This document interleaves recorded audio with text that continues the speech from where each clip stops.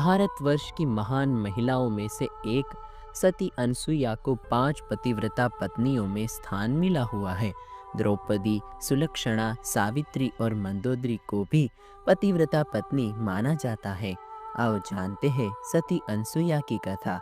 ब्रह्मा जी के मानस पुत्र महर्षि अत्रि, इनके पिता तथा कर्दम ऋषि की कन्या और सांख्य शास्त्र के प्रवर्तक कपिल देव की बहन सती अनसुईया इनकी माता थी। महर्षि अत्रि सतयुग के ब्रह्मा के 10 पुत्रों में से एक थे तथा उनका अस्तित्व चित्रकूट में सीता अनसुईया संवाद के समय तक अस्तित्व में था। उन्हें सप्त ऋषियों में से एक माना जाता है और ऋषि अत्रि पर अश्विनी कुमारों की भी कृपा थी। अत्रि ऋषि की पत्नी और ब्रह्मवादिनी सती अनसुईया के पति भक्ति की प्रसिद्धि को तो सब जानते हैं। सती अनसुईया का नाम स्वर्ण अक्षरों में लिखा है। रामायण, महाभारत और पुराणों में उनका उल्लेख मिलता है।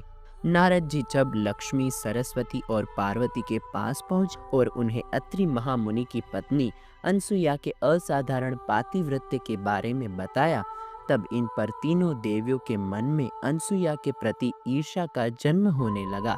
तीनों देवियों ने सती अनसुईया के पातिव्रत्य धर्म को खंडित करने के लिए अपने पतियों को उसके पास भेजा। विशेष आग्रह पर ब्रह्मा, विष्णु और महेश ने सती अनसुईया के सतीत्व और ब्रह्म शक्ति की परख करने की सोची।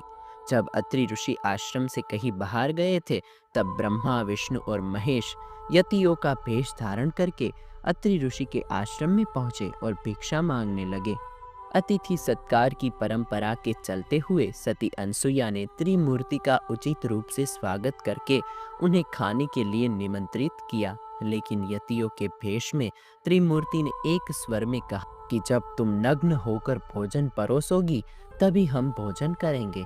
अनसुईया ने जैसी आपकी इच्छा यह कहते हुए यतियों पर जल छिड़क तीनों को 3 प्यारे शिशु के रूप में बदल दिया। तब अनसुईया के हृदय में मातृत्व भाव उमड़ पड़ा। फिर शिशुओं को दूध भात खिलाया और तीनों को गोद में सुलाया तो तीनों गहरी नींद में सो गए।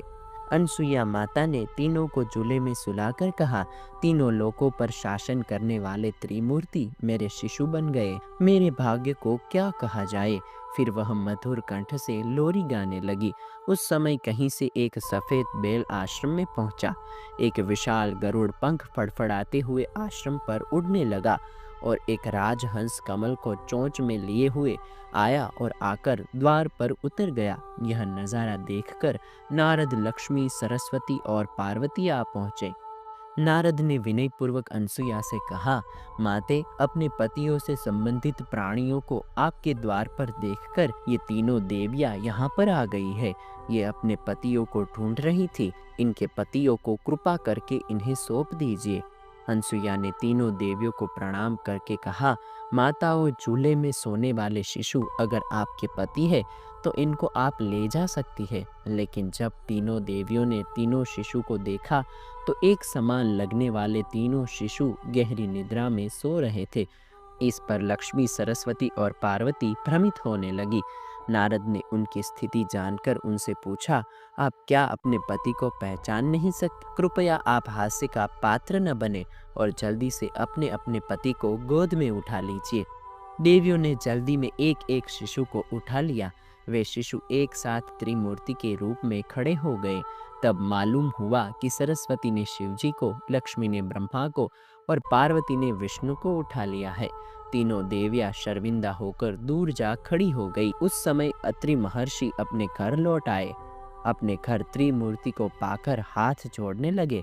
तभी ब्रह्मा, विष्णु और महेश्वर ने एक होकर दत्तात्रेय रूप धारण किया। इस कथा को दत्तात्रेय के जन्म से जोड़कर भी देखा जा सकता है। तो दोस्तों, आज का ये वीडियो आपको कैसा लगा मुझे कमेंट करके ज़रूर बताइएगा। पसंद आया हो तो लाइक करें और अपने दोस्तों के साथ शेयर करें। मैं हूँ आपका दोस्त कालीन आयशित। फिर मिलेंगे नए वीडियो में नए टॉपिक के साथ। तब तक के लिए दे आज्ञा। नमस्कार।